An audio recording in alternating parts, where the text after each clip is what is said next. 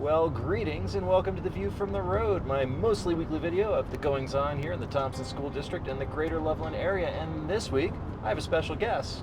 It is Wes Kreitz from Yamaha. Wes, say hi. Good day, everybody. This is fun. I'm loving it already. So Wes happens to be in Colorado today. That's unusual. And he wanted to come up and say hi. And I'm like, well, if you don't mind sitting in the van all day, come along with me. So we've been visiting some schools and just getting out here and talking to teachers. And he's getting a chance to get, well, frankly, the view from the road. So talk to me, Wes. What are you seeing? Actually, I'm seeing a lot of really great, energized, focused teachers, which is very, very appealing coming out of the pandemic and so on. It seems like teachers are starting to get their legs back under them, and the fun part is now talking about.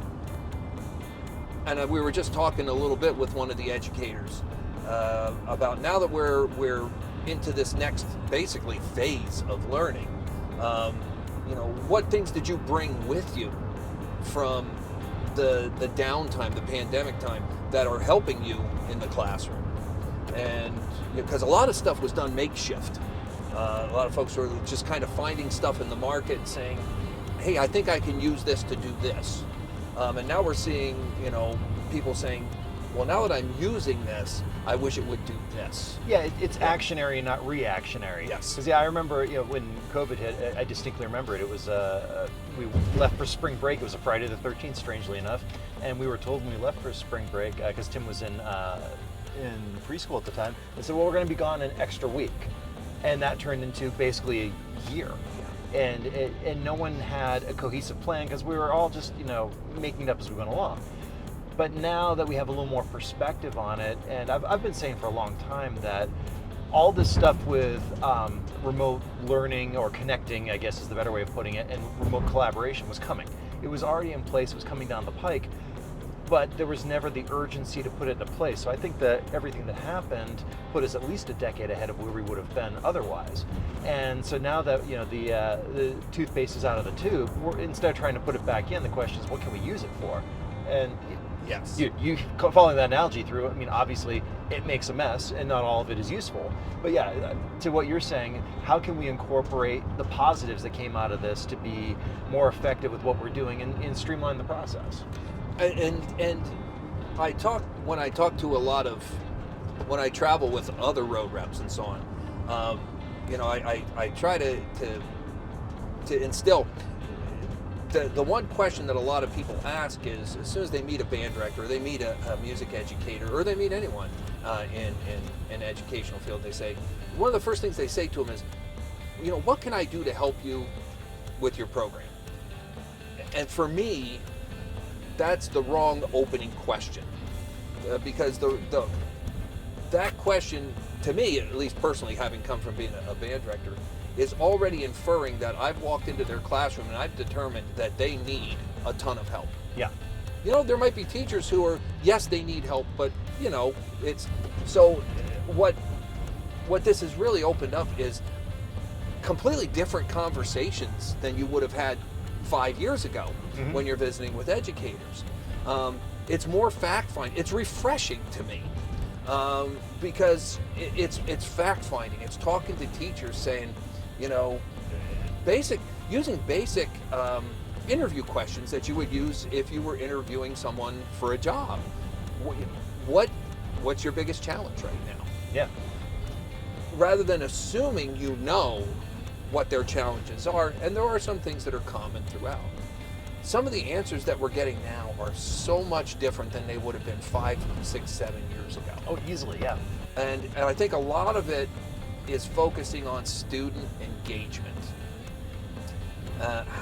I need to try to find a way to get my kids to engage. And when I'm visiting some of the schools, I'm not even just visiting some of the music people, but I'm visiting, superintendents, principals, and other teachers. And that seems to be a common theme across the board. Is how do I get the kids to re-engage? Because their sense of engagement that was developed over the past few years is considerably different than engaging in a live atmosphere. And it was going down that road to begin with. I mean, you look at, video games and online gaming and that kind of stuff. It was already happening, but this put it on steroids. For sure, absolutely. And it's just, I think the main thing is just dealing with each other. And this gets really super philosophical, yet very simple, is just remember the person in front of you is another person. Yeah.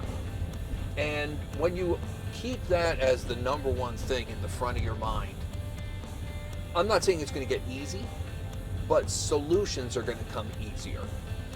If you just realize that it's not teacher-student, it's human being. Yeah, and that's something, it's called making the charitable assumption. When you're disagreeing or not seeing eye to eye with somebody, assume the most positive thing about that. What's causing that disengagement? And so instead of saying, oh, these are bad kids, that's why they're disengaged, to say, well, no one showed them how to do this. They haven't learned these skills yet. Their experience is different than mine. How can I bring them up to speed with that and get on the same page? And I think that's really important, to meet people where they're at and then bring them to where they need to be. And that destination may not be where it used to be. And now and then, and I know it's difficult when you're in, quote, a position of authority, every now and then it's okay to say, you know what, I struggle with that too. And here's what I do when I find myself in those places. Again, it's finding commonality and letting, whether it's a peer, whether it's a supervisor, or whether it's a subordinate or a student, know that, I deal with the same stuff. So let's deal with this together. And I think that connection is really what we lost, and what, to your point, what we were starting to kind of lose prior to going into the pandemic. But I think more and more people are seeing that the human interaction is so much. We always knew it was important. Sure. But now it's driving it home, just how important it is. Cool. Well, I think that's a great place to leave it. We're at our next stop. Awesome. So that is your view from the road. As always, thank you so much for watching. Comment below. Let me know what you think on this. There's some pretty good topics in here. Like, share, and subscribe. We'll catch up with you next time. So long. Thank you for riding along and seeing the view from the road. If you liked this video, please share it with a friend. Subscribe to our YouTube channel and follow us on Facebook, and you will never miss a new video.